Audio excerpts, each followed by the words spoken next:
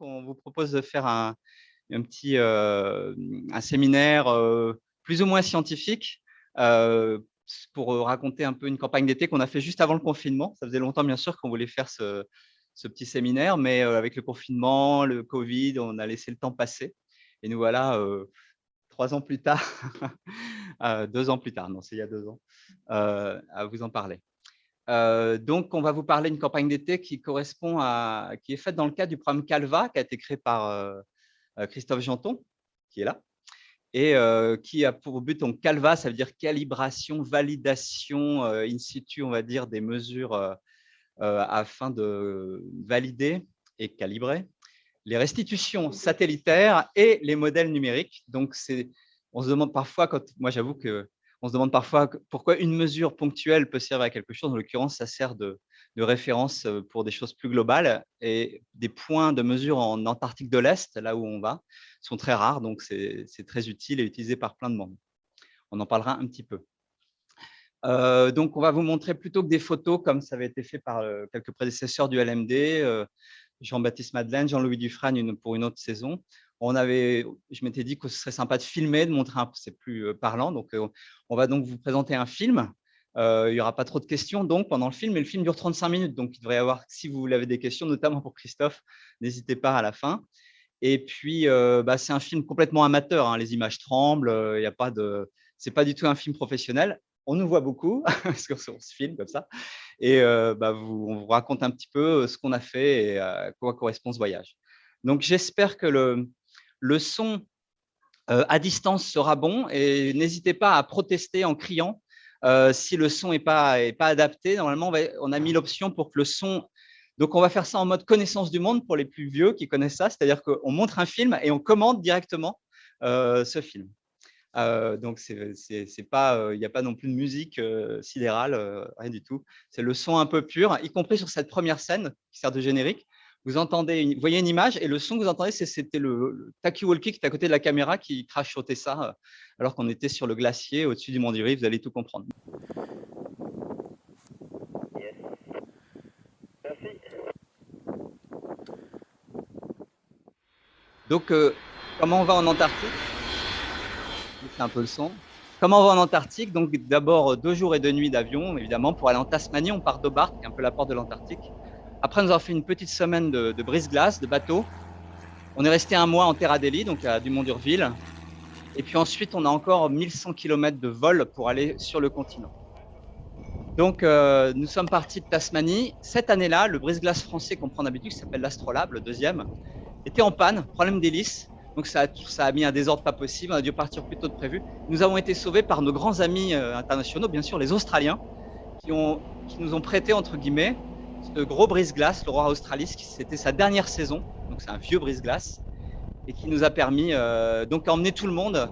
On était une quarantaine, dont 24 sont ensuite restés pour hiverner. Donc, on est devenus très amis avec toute cette équipe qui est restée ensuite pour l'hivernage, qui est restée sur place pendant plus d'1 an. Donc, on fait une visite rapide. Donc, on peut aller partout. Hein. C'est marrant d'être sur un bateau aussi technique. Il n'y a pas grand-chose à voir. Ce que vous voyez ici, vous allez voir quelques bateaux qui servent à débarquer sur une des bases australiennes. Vous venez de les voir. Qui s'appelle Macquarie, qui est à mi-chemin sur la route. Bon, finalement, on devait y aller, puis on n'y a pas été à cause du mauvais temps. Alors, on fait presque 3000 km dans l'océan austral. Donc, bien sûr, vous le savez tous, c'est pas un océan ça bouge un peu, mais quand même, les anciens nous disent que ça bouge beaucoup moins qu'à l'époque. Maintenant, les prévisions météo sont bien meilleures et ils évitent les zones où il y a 15 mètres de creux. On a toujours moins de 10 mètres de creux. Ça n'empêche pas la moitié des gens d'être malades, pour être honnête. J'étais sidéré par le nombre de gens malades, parce que ça roule doucement. Moi, ça ne me gêne pas du tout, mais il y avait des gens que ça gênait. Donc beaucoup de gens restent dans leur banquette comme ça, à regarder des séries. Moi, j'ai regardé Tchernobyl, c'est super quand on va en Antarctique. Et là, une visite rapide de l'intérieur du bateau, qui est beaucoup plus gros que le bateau français, que vous verrez peu, on l'a pris au retour. Et donc, c'était quand même une semaine hors du temps, assez extraordinaire. Et donc, voilà, 1 jour, 2 jours, 3 jours, voici le réfectoire. J'ai même passé un permis pour pas faire la vaisselle. Il faut un permis spécial dans le monde anglo-saxon. Et puis, voilà. Et puis, ça y est, les jours ont passé. Et vous voyez, Et vous voyez, on arrive, bah voilà, on est en vue de l'Antarctique. Et là, bah, qu'est-ce que les dernières centaines de kilomètres, 150 kilomètres, bien sûr, sont beaucoup plus longs et plus magnifiques, et plus, ça bouge moins, puisqu'on doit traverser la banquise. Alors, un mot pour dire que cette banquise, j'ai perdu juste une petite. Cette banquise, elle est, si vous voyez où est la base du Mont d'Urville, elle est particulièrement fine en termes de distance en latitude. Au niveau de la base du Mont d'Urville, c'est une côte qui est vraiment proche du cercle polaire, au-delà du cercle polaire, ce qui permet d'y accéder, alors que tout le reste, bon, c'est un peu modulé par le courant circumpolaire, mais on a quand même une quantité de banquise à traverser qui est tout à fait faisable. On a typiquement 100-150 km, alors que, évidemment, pour de nombreux autres endroits sur la côte, y aller en brise-glace, c'est quand même des centaines et des centaines de kilomètres de glace, ce serait quand même plus difficile. Il y en a qui le font, hein, mais donc pour nous, c'était juste quelques centaines, enfin 100, 120 km de banquise, et c'était un spectacle extraordinaire.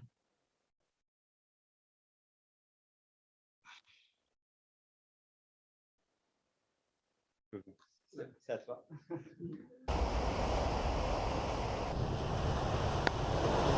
Ah, donc là, le brise-glace australien est beaucoup plus puissant que le brise-glace français.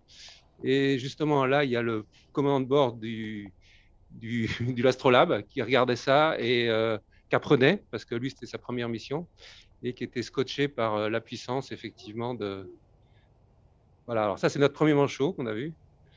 Ils sont assez au large, hein, on les voit, ils sont chez eux, quoi. Sur la côte aussi, mais en mer aussi. Voilà, donc là c'est un pack assez facile, hein, vous voyez que c'est assez cassé. Et donc, grosso modo, il s'agit plutôt de pousser les gros glaçons. De temps en temps, il faut passer dessus et les casser. Donc, surtout l'Astrolabe, il monte dessus, il les écrase. Après, il doit souvent reculer, reprendre son élan. Mais celui-là, c'est tout le sang, hein, ça s'arrête. Et donc là on est arrivé, il s'est planté dans la banquise, là, près de la côte. Donc au loin, on voit du Mont d'Urville. Donc là, le port, c'est quoi? C'est on se pose dans la glace, on fonce, et puis à un moment, ça s'arrête. Et voilà. Il n'y a pas besoin de mettre corde, tout ça. Et on peut débarquer. Alors, on ne peut pas débarquer directement, justement, une partie par le matériel. Et pendant ce temps-là, on découvre l'Antarctique, les manchots, etc. Pendant ce temps-là, les mécaniciens montent l'hélicoptère qui est à bord du bateau, le sortent des cales et ils le montent parce que, effectivement, l'hélicoptère, c'est très utilisé comme moyen de transport dans le coin. Voilà. Donc là, voilà, on prend l'hélicoptère qui a été monté, donc 1 ou 2 heures, c'est très rapide en fait, et on le prend pour aller vers la base de Prud'homme.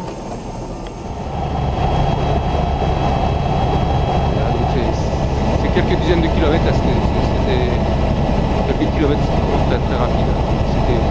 Certaines années, c'est plusieurs dizaines de kilomètres, par 5 kilomètres. Donc là, on arrive à la Cap Prud'homme, la base. En fait, la base arrière, c'est par là. Bon, ça, c'est sur le continent. C'est la base arrière du raid qu'on verra plus tard qui part, qui alimente toute l'alimentation et la cargaison à Concordia. Ça, c'est vraiment. Donc, ça, c'est sur le continent antarctique et on a passé la première semaine là-bas, notamment avec Joe. Qui est pour la base météo. Donc ça, on arrive à la base du Mont d'Urville. Donc vous voyez, c'est des bâtiments en fait qui sont assez espacés, parce qu'il y a eu un traumatisme d'un incendie à la première base de Saint-Martin en 1950 et des brouettes. Et donc là, du coup, l'option est de prendre des bâtiments assez espacés pour qu'ils ne brûlent pas tous en même temps, si jamais ça arrivait. Donc un certain nombre de ces bâtiments sont d'époque et datent de 1950. Ils sont rénovés régulièrement en ce moment. Et puis il y a un projet plus ambitieux. Donc là, c'est le dortoir, le radar ou le pluviomètre, certains la station météo et le pluviomètre aussi qui est utilisé, le ballon de lancer et je te laisse. Alors, je reprends l'option manchot. Donc là, vraiment, l'île, tout le lieu est partagé avec des manchots. Il y en a absolument partout. Alors, on est là début décembre. Donc, début décembre, les manchots ont pondu il y a quelques semaines. Donc, ils sont tous en train de couver et ils se relaient, ils vivent en couple, assez fidèles, d'année en année. Et ils se relaient pour couver. Donc, il reste une semaine, 10 jours chacun à couver. Et puis, tous les 10 jours, le mâle ou la femelle revient. Et là, ils se reconnaissent au son. Donc, il y a toute une danse, tout un son particulier qui occupe le volume sonore de la base nuit et jour. Et là, vous voyez un shift, entre guillemets. Vous avez un mâle et une femelle qui s'échangent. Il y a tout un protocole. Ils restent à côté. Ils mettent leurs œufs sur des petits cailloux. Ils sont obsédés par rassembler des petits cailloux, complètement obsédés. Vous voyez, donc c'est la guerre des petits cailloux. Ils se les piquent parce qu'il faut isoler l'œuf de l'humidité. S'il y a de l'humidité, c'est un problème.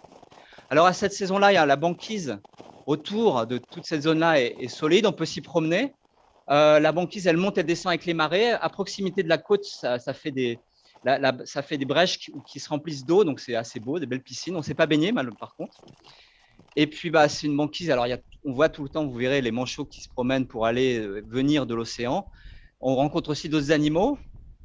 Donc, à commencer, ce qu'on rencontre le plus souvent, à part les manchots, ce sont des gros phoques, les phoques de Weddell, phoques antarctiques, qui ne sont pas du tout timides, parce qu'ils ne sont pas de prédateurs, il n'y a pas d'ours blanc, contrairement à l'île. Alors, c'est des grosses bêtes, hein, elles font 3 mètres, 300-400 kilos. Alors, sur la terre, ils sont pas très, très mobiles. Mais bon, dans l'eau, c'est des machines de guerre. Hein, ils pêchent à 600 mètres de profondeur.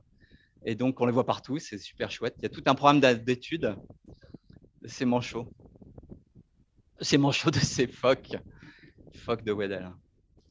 Alors, il y en a d'autres. Il y a des phoques crabiers. Et puis, il y a un phoque carnivore qui attaque tout le monde, y compris les petits phoques de Weddell. Tous les manchots, ce sont les léopards de mer, qui sont la crainte pour tout le monde ici. Donc, comme je vous disais, comme ils se relaient tout le temps, vous avez des autoroutes de manchots. Ils passent leur temps à aller du nid jusqu'à la mer pour se ravitailler, revenir pour couver. Et tout ça va s'accélérer puisqu'une fois que les œufs que les poussins auront naquis, eh bien, le relais pour les nourrir, c'est tous les 3 jours. Donc là, ça s'accentue encore. Et donc, on voit tout le temps ces manchots qui sont d'une absolument incroyable, une endurance estomacante. On les voit, ils marchent sur des dizaines de kilomètres sans s'arrêter. Et alors, ils se regroupent, ils ont souvent un petit peu peur des léopards de mer et des orques, on va dire, c'est leur grande crainte. Donc, quand ils arrivent au bord de l'eau, ils attendent. Ils regardent bien pendant des fois des heures. Donc, ça, ce sont les manchots Adélie. Mais en début de saison, comme ça, vous avez aussi les grands manchots. Ça y est, là, il n'y a pas de léopard de mer. Youhou, tout le monde y va. Vous avez aussi les grands manchots, le manchot empereur, la star de la marche de l'empereur, pour ceux qui ont vu. Donc, eux, c'est vraiment un autre régime. Ils sont plus gros et tout est plus lent. Donc, ils ont pondu fin mai, début juin. La femelle est partie. Le mâle est resté 2 mois sans bouger à couver l'œuf. Les poussins sont nés en mois d'août, donc longtemps avant, 4 mois avant. Et puis là, ils ont grandi et ils attendent de perdre un peu leur duvet avant d'aller dans l'eau. La plupart des adultes sont partis, mais il en reste quelques-uns. Vous voyez, ils ne sont pas d'accord. Et il en reste quelques-uns et dans quelques semaines, il n'y aura plus du tout de manchots empereurs. Ils sont tous partis nager.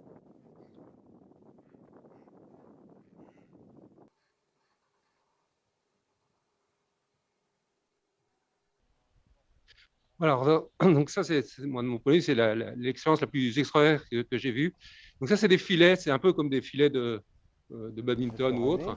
Et en fait, c'est pour attraper des oiseaux, des petits oiseaux qui ne sont pas très grands, donc des océanites de Wilson. Et vous allez les voir, donc ils sont bagués, ils sont mesurés, etc. Et certains d'eux sont équipés d'espèces de capteurs qui, en fonction avec le soleil, enregistrent la position de l'oiseau. Et donc, ils sont équipés une année. L'oiseau part, il migre jusqu'en Sibérie, il revient, et le but, c'est de le reprendre dans le même filet. D'accord ? Donc, c'est un filet qui doit faire, je ne sais pas, 100 mètres de long, 50 mètres de large, sur une île. Et donc, l'oiseau part, traverse et revient. En soufflant sous le ventre. Donc là, il y a bien une plaque. Okay. Et là, on va commencer la biométrie. Donc, on mesure l'aile. Donc là, je vais faire du coup, normalement, il parle. Donc là, il est en train de mesurer, démesurer. Voilà, 150. On mesure la longueur du tarsométatarse.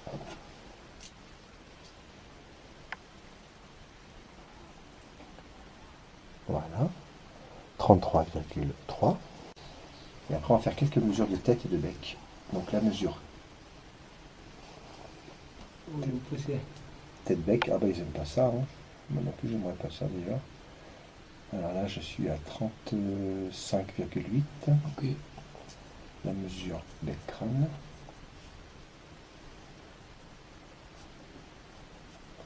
16,2 et 3,7 et 2,4. Alors, Donc, tache, on a cette dit. personne, là, Jérôme, Bon, t'es prêt? passe des On s'est fait un heures, aussi, des nuits, proprement. en fait, à attendre que les oiseaux se prendre. C'était à moitié propre. Il y a eu une petite chute. Il a pas touché le sol. Ouais, ils sont souvent. Il fait comme ça, on a l'impression qu'il bouge. Après, ils vont se refaire le plumage et tout. Ouais, donc c'est... Alors ça, toutes les semaines, on va faire les courses. C'est-à-dire que la nourriture est transportée, disons, des conteneurs abris vers la cuisine. Et donc voilà, ça se fait par semaine pour alimenter la cuisine et stocker dans les hangars.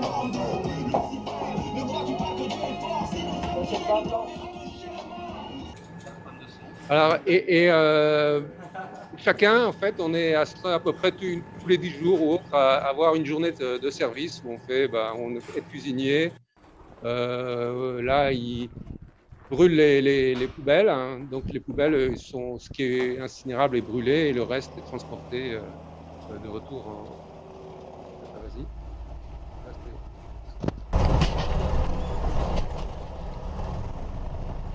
Donc, parmi nos activités, il y avait donc le maintien de plein d'équipements liés au programme Calva. En particulier, parmi les stations qu'il y a là-bas, il y a une station qui a été créée par Christophe, qui s'appelle D17, qui est à peu près à quelques kilomètres sur le glacier. On met 45 minutes, 1 heure pour y aller. Ce qui est chouette, c'est qu'on peut utiliser tous les véhicules. C'est assez... on est entre professionnels. Donc, en remontant la piste qui va plus loin, on accède à cette station, donc qui est sur un chariot pour pouvoir la déneiger. Cette année-là, il y avait beaucoup de vent et on n'a pas eu besoin de la déneiger. Donc, vous avez un ensemble de capteurs météo, vent, température, mesure de la hauteur de la neige, hygrométrie, à 6 niveaux, je pense. Le tout, c'est alimenté par des panneaux solaires et pendant la nuit polaire, vous avez des grosses batteries qui permettent de tenir le coup. Alors, la grande difficulté, moi, j'arrive pas à faire ça, mais Jean-Louis fait de la programmation en Python avec des moufles. Et c'est pas facile.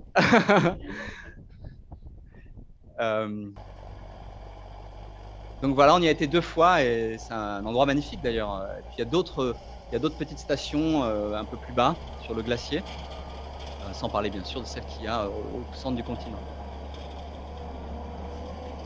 C'est très amusant de conduire cet engin-là. Désolé, je crois que je filme.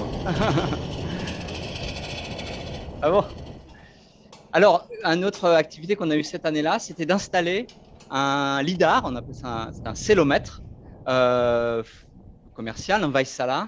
Il y a l'équivalent au CIRTA d'ailleurs, donc on avait été aidé par l'équipe du CIRTA et qui permet de mesurer le profil d'aérosol. Alors, une petite note, donc on l'a mis à l'intérieur et on a pu travailler avec les différents artisans sur la base et c'est vraiment fantastique de collaborer de manière complètement spontané et aisé avec le menuisier, le mécanicien, tous les spécialistes. Donc là, c'est Pabois, forte personnalité, qui nous construisait un petit hublot pour mettre dans ce petit sondeur qui est à l'écart. Hop. Ah tiens. Alors ça, c'est les premières images donc, du célomètre. Donc, l'intensité de l'écho, donc c'est un lidar. Hein, et l'intensité de l'écho, là, quand c'est vert, c'est qu'il n'y a pas beaucoup d'écho. Et quand c'est jaune, s'il y en a plus. Alors, c'est un instrument qui est utilisé notamment par Valentin pour sa thèse. Donc, c'est les instruments. Les données sont récupérées tous les jours et il y a un quick look là.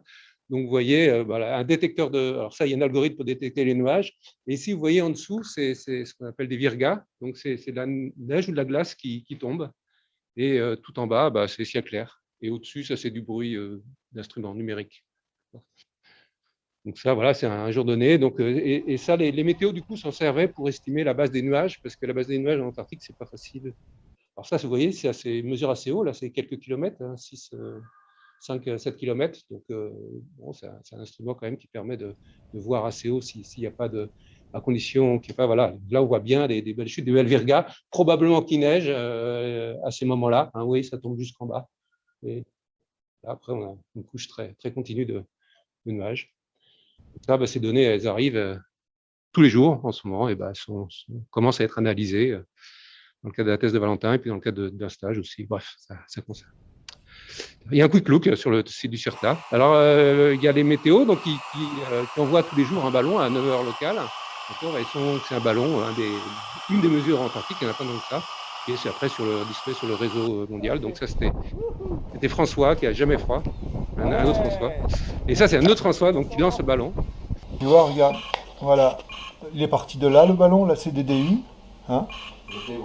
Il a déjà parcouru presque 5 km horizontalement. Voilà sa trajectoire. Il y a du vent, ça te déplace assez vite. Donc ça, c'est là. C'est ça. 85 nœuds ici? Ah oui, enfin en rafale, oui, on les aura, hein, effectivement. Ok. Ouais, je pense, c'est vraisemblable. C'est vraisemblable. Ouais, ça va être fort. Hein. Puis on voit que ça dure les 2 jours, hein, vraiment mardi, mercredi. Ça baisse un peu jeudi, avec le retour de la neige, semble-t-il. C'est la tempête de nouvelle année, quoi. Voilà, une belle tempête de nouvel an. Alors, du Mont d'Urville, il y a régulièrement des tempêtes, des vents catabatiques assez forts. Donc, je crois que il y a 100 jours par an, il y a des rafales à plus de 100 km/h. En été, pas trop, mais en hiver, plus. C'est très impressionnant. Voilà, l'eau, les traînées d'embrun. François qui essaye de s'envoler. Alors, lancer le ballon météo par ces conditions, ça c'est difficile. Alors, vous allez voir, d'ailleurs, là, il y a aussi le genre de 80-100 km/h. Je sais pas, voilà. Alors, le premier, il explose parce qu'effectivement, il est rabattu par une rafale. Hop, deuxième essai. Alors là, c'est plus dynamique, ça part. Et hop. Et donc là, le ballon, il part à l'horizontale quand même. Hein. Alors, la composante verticale est assez faible. Mais elle existe, heureusement. Et alors, lors de ces événements, etc., il peut y avoir la débâcle, comme vous allez voir, de la banquise. Et ça part d'un seul coup, là, blablabla. Alors, c'est en accéléré, bien sûr. Mais d'un seul coup, vous avez des pans entiers qui partent. Ouais, c'est quelqu'un, je me rappelle, qui avait... Biomarin, au laboratoire de bio en descendant. Qui fait des snapshots. C'est très... Voilà, c'était une journée où il y avait pas mal de vent. Ça défile. Et ce qui bouge pas, c'est les. Ce qui bouge pas, c'est les icebergs qui sont plantés sur le sol. Alors, que deviennent les manchots? Il n'y a plus de banquise. Alors, on a une période où les poussins sont nés, donc il y a beaucoup plus de renouvellement. Donc, c'est toujours l'autoroute des manchots qui doivent aller chercher la nourriture pour régurgiter, pour nourrir leurs poussins. Mais maintenant, il y a l'accès à la mer et il n'y a plus ces toboggans de neige qu'il y avait avant. Donc, ils doivent plonger. Alors, des fois, ce n'est pas trop haut. Mais ils ont toujours peur, plouf, voilà. Des fois, c'est encore plus haut, donc c'est assez rigolo à voir. On ne se lasse pas de regarder les manchots. Alors, ils hésitent, il faut qu'il y ait un courageux dans l'affaire, et puis après, ça, tout le monde part. Attention. Alors, vous voyez qu'ils battent des ailes, hein. Ils essayent de voler quand même. Il y a un instinct qui est encore là, de leurs ancêtres mouettes, je ne sais quoi. Alors, on rigole, mais ils sont infatigables sur Terre quand ils marchent. Ils sont incroyablement agiles dans l'eau, quoi. C'est fascinant à voir. C'est comme des dauphins. Hein.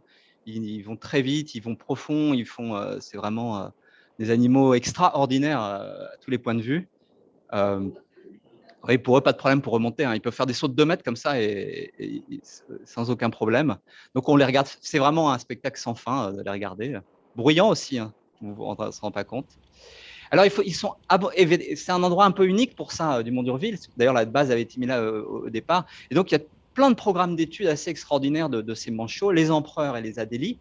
Donc, on les capture, on les puce, on les pèse. Il y a des colonies entières où il y a des petites portes d'accès où on les pèse et on les mesure. Donc là, vous avez un programme, ça c'est Céline Leboeck, qui est responsable d'un des programmes d'études des manchots. Et alors, c'est dans un endroit... C'est d'avoir le ratio du nombre de transpondés sur le nombre de manchots qui passent sur l'antenne. Ah ouais. Donc c'est pas du timelapse information publique là, c'est vraiment pour avoir une information de si les systèmes marchent bien ou non et s'ils sont bien placés sur les bons chemins d'accès, etc.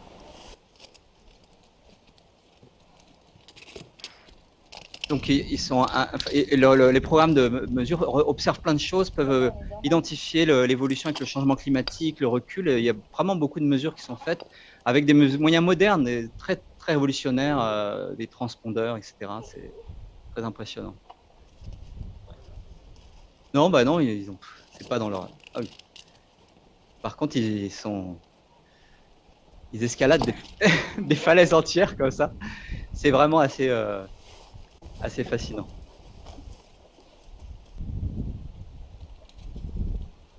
Donc là, c'est la seconde partie du paysage. En début de séjour, c'est banquise à perte de vue, et puis maintenant, c'est la mer. C'est devenu une île. Enfin, derrière, il y a encore la banquise qui reste presque tout le temps, en fait, qui permet d'accéder au continent et aux autres îles à côté. Alors, il n'y a pas que les manchots. On peut compter les nombres d'animaux qu'on voit. Donc, tout ça, c'est un squat. C'est le prédateur des bébés manchots et des œufs, etc. Et il vit au milieu de ses proies. Donc, c'est un gros lion au milieu des gazelles, mais pas de problème. Vous avez des damiers du Cap, qui sont des oiseaux qui sont sûrement connus du Cap, qu'on voit un peu partout dans l'hémisphère austral. Les pétrels des neiges qui vivent en couple, comme on ne voit pas là, et qui sont très charmantes, blanches. Pas trop peur des humains. Et puis le pétrel géant antarctique, qui est quand même un animal impressionnant, un 2 mètres d'envergure. C'est vraiment un gros animal avec ses narines particulières au niveau du bec. Et lui, c'est un gros prédateur des manchots empereurs en particulier. Oui, j'étais avec des ornithologues spécialisés. Alors, ça y est, on est après quelques jours d'attente, nombreux jours d'attente, on a attendu environ 2 semaines. On devait monter sur Dome C avec beaucoup de travail à faire. Et en fait, les voyages sont liés à la météorologie. C'est assez compliqué d'y aller. Donc, on a préparé 4 fois nos sacs. On les a chargés 2 fois dans l'hélicoptère. Et puis, à chaque fois, ça ne se faisait pas. Puis, tout d'un coup, un jour, l'avion arrive. Alors, il faut dire que, vous voyez, l'avion, il se pose sur un glacier à côté du Mont d'Urville. Il n'y a pas du tout d'aérodrome. Le Twin Otter, qui vient de Dome C, d'ailleurs, ne peut pas rester là. Donc, il atterrit. Il a ramené quelques chercheurs et il est venu pour nous aussi. C'est un luxe incroyable d'avoir un avion entier pour nous, toute une infrastructure pour amener 2 chercheurs et en ramener quelques-uns entre les bases. Donc, bien sûr, c'est pas très développement durable quand même, toutes ces activités. C'est du carburant. Et on va monter à Dome C pour prendre le chantier là-dessus. Donc voilà, 4h30 de vol, 1200 km à peu près, 1100 km de vol, juste pour nous. C'est des avions canadiens et pilotes canadiens. Il n'y a absolument rien à voir. Enfin, quelques sastrugies, donc quelques effets du vent dans la neige. Bien sûr, c'est un inland 6. Et puis, au milieu de nulle part, là, vous avez une base franco-italienne, la base de Concordia, qui est donc sur le Dome C. C'est une base, il y a à peu près une quarantaine de personnes. Parmi eux, 12, en fait, on sera quasiment les derniers à partir. 12 vont rester pendant 9 mois absolument seuls, complètement isolés, alors qu'il fait très froid. La base est à 3220 mètres, mais avec le froid, l'échelle de hauteur, c'est à peu près l'équivalent de 3700 mètres, donc on n'a pas beaucoup d'oxygène. On le ressent, on ressent vraiment l'effet de l'altitude. Certaines personnes ont vraiment du mal à s'adapter. Par contre, il n'y a pas trop de vent, donc il fait assez froid. Il fait même très froid, pour être honnête. C'est vraiment un choc par rapport au Mont d'Urville. C'est comme un sport d'hiver, du Mont d'Urville. Ici, là, c'est vraiment tout de suite froid. On ne voit pas, mais il fait moins 35, moins 37 quand on est arrivé. On sort de l'avion, quasiment moins 40. Et puis, par contre, il n'y a pas trop de vent. Ouais, donc, un des objectifs que vous avez assigné notre chef, Christophe, c'était de déplacer la station météo actuelle et qui avait tendance à rentrer dans la neige et de la remplacer par une autre qui puisse justement se soulever et se déplacer d'une année sur l'autre. Voilà, donc ça, c'est un poteau qui était assez profond, comme vous pouvez le voir. Donc là on a des tubes. On avait dessiné, fait une maquette de ce qu'on voulait faire. Là, on a des tubes et on va dans un endroit un peu au chaud se faire un premier montage à blanc de ce qu'on allait après monter dehors, mais il vaut mieux être prêt. Voilà, donc ça, c'est la maquette. Donc, c'est un espèce de triangle. On s'est dit qu'un triangle, c'était plus facile en fait qu'un carré. Et voilà, il fallait trouver la bonne façon d'arranger les trucs avec les pièces qu'on avait et autres. Alors, pour faire ça, il a fallu découper les tuyaux et tout. Donc, on a pu profiter du matériel. Alors, on se fait rapidement former par les techniciens sur place. Et comme tout le monde est très occupé parce que c'est la fin de la saison et le but, c'est de fermer, eux, ils commencent vraiment à fermer déjà, à hiverner, préparer l'hivernage. Et nous, on bricole. Voilà. On coupe, on scie, on ponce, on meule. On fait aussi un peu d'électronique. Il y avait un instrument sur la tour qui était en panne et on a pas mal galéré à comprendre ce qu'il y avait comme panne. Et finalement, on a trouvé, voilà, donc il faut ressouder un peu des trucs, des connecteurs, des résistances chauffantes, des fils qui étaient grillés ou autres. Mais à la fin, ça a marché, c'était bien. Donc ça, c'est le montage de la station météo en accéléré. François qui fait tout ça. Donc voilà, on monte le montage triangulaire. Donc vous voyez qu'il y a aussi d'autres instruments aux alentours. Donc ça, c'est alors c'est une invention de Christophe et de, comment il s'appelle, Rémi, Hugues, d'avoir, comme l'air est sursaturé en fait, en permanence, ça se cristallise et donc pour mesurer l'humidité, on chauffe. Donc c'est des hydromètres très très spéciaux. Alors là, ce que vous voyez, c'est le RAID. Donc le RAID, c'est un train de tracteur qui tire des chariots sur neige. Et ça ravitaille. Alors, il y en a trois par an en général. Et ça ravitaille la base. D'accord ? C'est la priorité numéro 1. C'est-à-dire que s'il n'y a pas de ça, eh ben, la base de Concordia ne peut pas résister. Donc ça, c'est du fuel, beaucoup de fuel, à la fois pour les tracteurs, mais aussi, bien sûr, pour Concordia. Donc, en fait, ils se mettent par deux, ils sont tirés, etc. C'est des gros tracteurs, c'est des machines agricoles, mais un peu arrangées pour résister au froid. Voilà, un gros réservoir.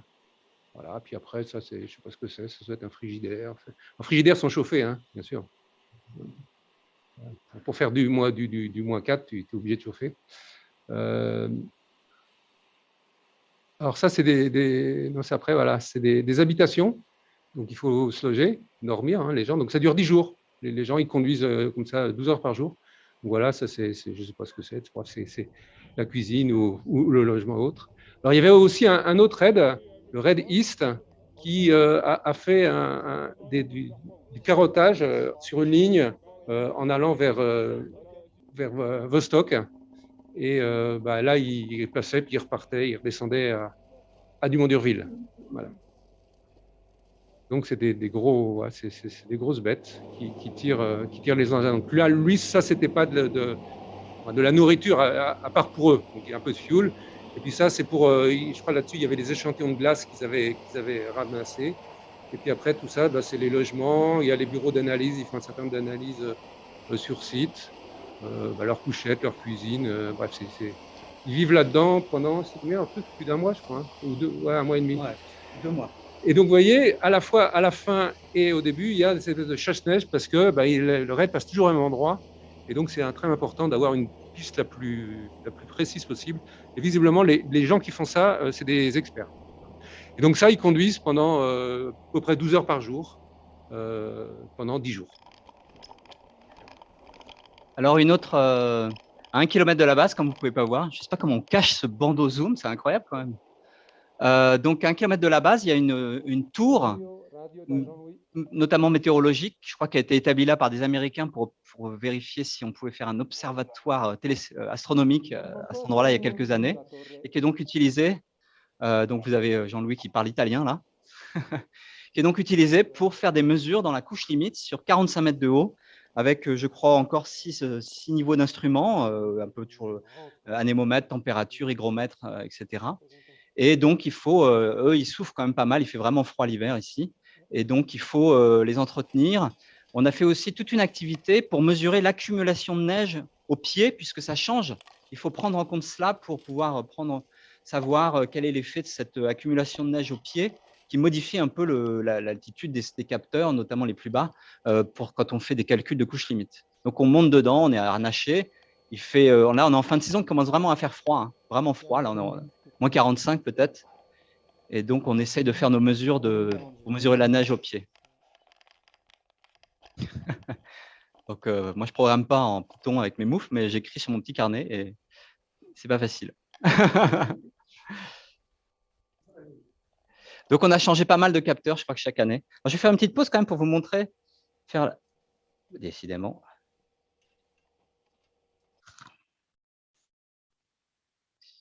Pour montrer quelques résultats. Alors, il y a plein de publications avec cette tour qui fait des mesures uniques je fais la pub pour un article tout récent de Christophe qui annonce la disponibilité d'une base de données de 10 ans de mesures vraiment régulières sur cette tour.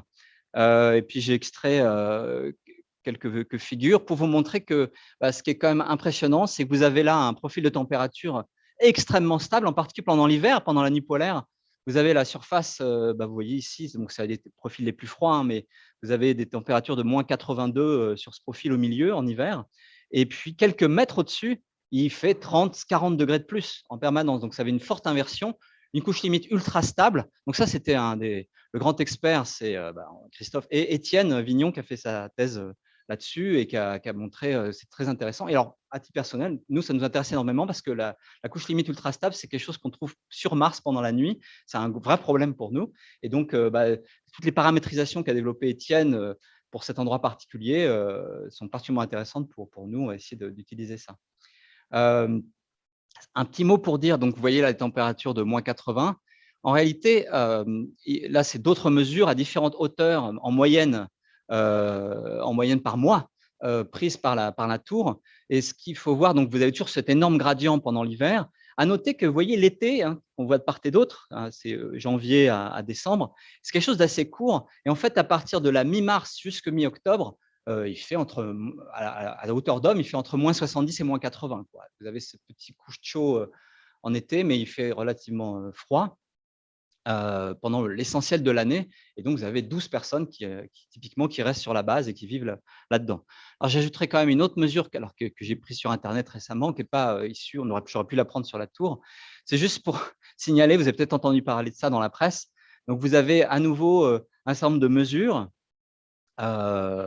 qui sont prises avec en bleu la température moyenne typique entre 2013 et 2021. En noir, quelques cycles diurnes. Vous voyez que tous les jours, entre octobre et mars, comme je disais, il fait en tout moins 70. Et vous avez eu le 18 mars dernier la température qui est montée d'un coup de manière complètement inhabituelle jusqu'à moins 11 degrés. On n'avait jamais eu ça, jamais, même en été. Donc, c'était vraiment un record étonnant en plein mois de mars où il est censé faire moins 70 ou moins 60. Et donc, il y avait, c'est un phénomène, je crois, qui va être étudié ici, qui est étudié par d'autres, de rivière atmosphérique qui transporte, donc avec une advection d'air chaud, il y a sûrement un rôle de condensation. Non, tout le monde a mesuré ça.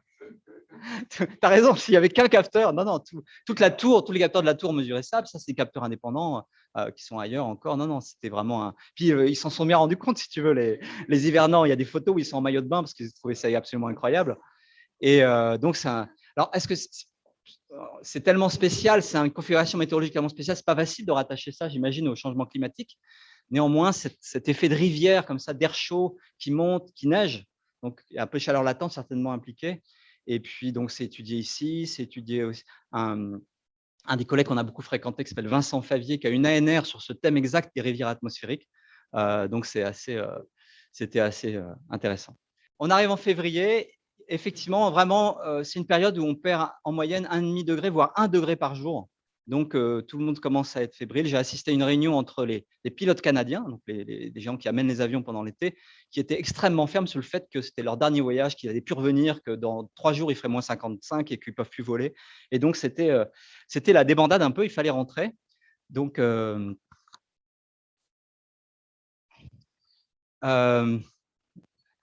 et donc, ah oui, alors voici l'intérieur entre les deux tours. Hein, vous avez deux tours, vous avez ce vestiaire où on s'habille comme des astronautes à chaque fois qu'on sort. Il y a des thermomètres comme ça qui sont marqués. Donc voilà, on est enfin, il fait moins 56. Alors j'ai un peu triché, c'est moins 56 avec le vent. Il n'y a pas beaucoup de vent, il fait moins 50. Et moi, j'avais un petit logement à la fin du séjour, juste en dessous. Donc je sortais comme ça vite fait. Il ne fallait pas que je me casse la gueule. Alors je fais le mariole avec la caméra, mais en fait, il ne faut pas toucher le métal à moins 50. Donc je me suis… Donc là, ça fait un peu de cryothérapie, quoi. On sort très vite. Juste pour vous montrer un peu cette base, donc qui est basée avec… vous avez ces deux tours. Il y a la tour calme, qu'on appelle la tour calme, où il y a les chambres et les bureaux. La tour bruyante, où il y a la salle de cinéma, le réfectoire, la salle de sport, etc. Et puis entre les deux, le vestiaire d'où on descend. Donc moi, il se trouve que je logeais… Vous avez toujours cette lumière extraordinaire. Hein. C'est un endroit magique. Donc là, on est plutôt le soir. Et voilà, moins 56. En maillot de bain? Non. Il ne faut pas que ça dure trop longtemps. Et donc, j'ai logé là quelques jours. Il y a des logements un peu partout. Et là, on n'était plus nombreux. Quasiment le lendemain, et on a quitté tous les hivernants qui sont restés 9 mois à 12, comme je vous ai dit. C'était assez fascinant de leur dire au revoir.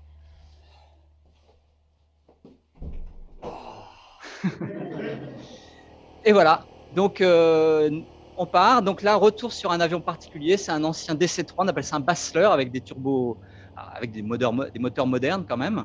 Et donc, c'est tout un folklore. Il faut les réchauffer. Vous avez des machines à vapeur qui vont chauffer les moteurs pour que tout ne gèle pas. Bon, là, j'ai mis des images d'un précédent départ, mais c'est toujours très émouvant. Hein. Beaucoup ont passé plusieurs mois ensemble, comme ça, confinés. C'était quand même c'est un avion extraordinaire à voir. Donc, toujours les pilotes canadiens qui vont nous emmener. Et puis voilà, départ, donc début février. Il fait vraiment froid encore. Et à nouveau, donc un peu plus rapide, 1100, 1100, 1200 km pour rentrer pour nous à Dumont d'Urville et pour récupérer le brise-glace. Alors, on avait malheureusement plein de carottes de glace qui venaient du fameux Red East. Et donc, paraît-il, il ne fallait pas chauffer l'avion. Donc, on a vraiment eu froid. Et on est arrivé moins de 2 degrés. Et après avoir vécu à Dumont d'Urville, c'est vraiment canicule, t-shirt, quoi. Tout est relatif. Donc voilà, c'est encore la fin de l'été. Il n'y a pas beaucoup de glace. Hélicoptère, comme toujours, pour aller de la piste jusqu'à Dumont d'Urville. On est encore resté quelques jours. On a pu faire encore quelques vérifications et modifications dans nos programmes d'acquisition de données qu'on avait fait. Et puis, bien sûr, tout le monde se demande que sont devenus les manchots. Eh bien, les poussins ont grandi. Alors, ils ont tellement faim que le papa et la maman doivent ensemble aller chercher à manger pour régurgiter et les nourrir. Il reste juste quelques adultes qui gardent un peu des espèces de, comment on appelle ça, des crèches. Et alors, ils sont absolument avides. Donc, on passe son temps à voir des gros poussins qui courent après leurs parents en disant « j'ai faim, j'ai faim ». Et c'est un spectacle continu. On n'a pas eu la chance de voir ça. C'est en permanence, vous voyez des poussins qui traumatisent leurs parents parce qu'ils ont faim. Et partout, regardez, là, vous voyez ceux-là, et ils vont croiser un autre groupe où c'est pareil. partout, voilà. Et donc, dans quelques jours, ils seront capables de perdre leur duvet et ils vont pouvoir aller nager. Et donc, voilà, le départ approche. Cette fois-ci, vous avez le brise-glace français, un brise-glace qui est géré par la Marine nationale, qui est beaucoup plus petit, qui est très sympa, il est assez moderne. Alors, pendant le reste de l'année, il sert de patrouilleur, il n'est pas très camouflé, pour surveiller les pêches illégales dans l'océan Indien, autour de la Réunion, Kerguelen, etc. Et puis là, voilà. Donc, c'est pas le dernier départ, on est à l'avant-dernier départ. Il y aura encore une rotation, c'est la rotation R3. Il y aura une rotation qui s'appelle R4. Et puis, on dit au revoir à tout le monde. Et nous aurons une bonne semaine de navigation à nouveau, avec encore la moitié des gens dans leur couchette malade, mais pourtant, on a une bonne mer, je trouve. Donc, Pabois, le fameux menuisier très charismatique, qui est très connu sur la base.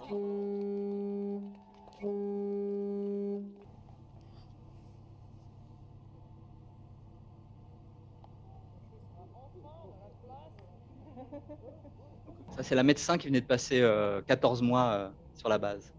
Médecin militaire, toujours.